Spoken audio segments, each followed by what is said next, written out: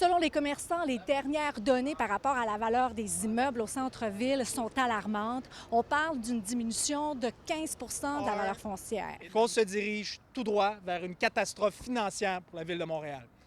Ce qui se passe ici concerne tous les Montréalais, parce que si vous voulez avoir une bibliothèque dans votre arrondissement, une piscine, un parc à chiens, plus de police, peu importe, rien de ça n'est possible sans du financement.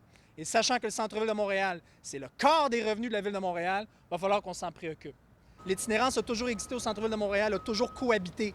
Ici, on parle de toxicomanie et de santé mentale. Et oui, j'ai été agressé par un homme avec une arme blanche, qui clairement avait des enjeux de santé mentale.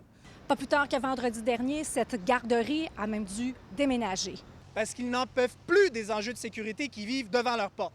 Des parents qui laissent leurs enfants devant des personnes en train de consommer des drogues dures, devant un nuage de crack.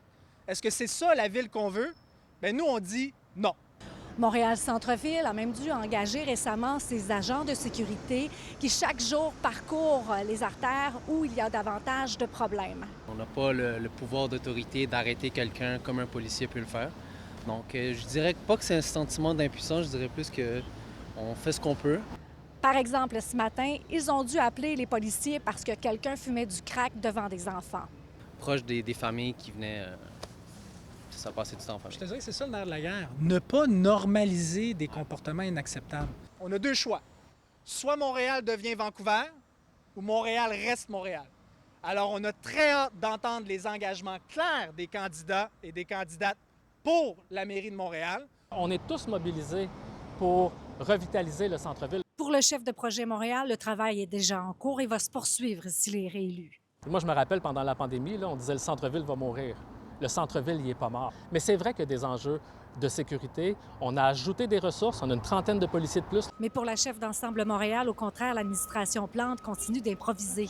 Nous, on a dit que dès le jour 1 de notre élection, on allait mettre en place un groupe d'intervention tactique pour l'itinérance. La présentation du cadre financier qui prévoit un trou de 500 millions de dollars n'inclut pas cette perte de revenus annoncée aujourd'hui, selon elle. Donc, le cadre financier qu'on a aujourd'hui n'est pas bon.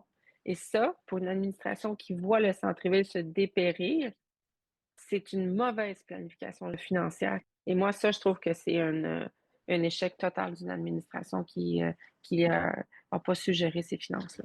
Quoi qu'il en soit, la Fraternité des policiers et policières de la Ville de Montréal est d'accord avec tout ce qui se dit par rapport au bas niveau de sécurité. Dans un sondage qu'elle a publié aujourd'hui, on apprend que 42 des répondants pensent qu'il faudrait accroître le budget du SPVM. À Montréal, Véronique Dubé pour Nouveau Info.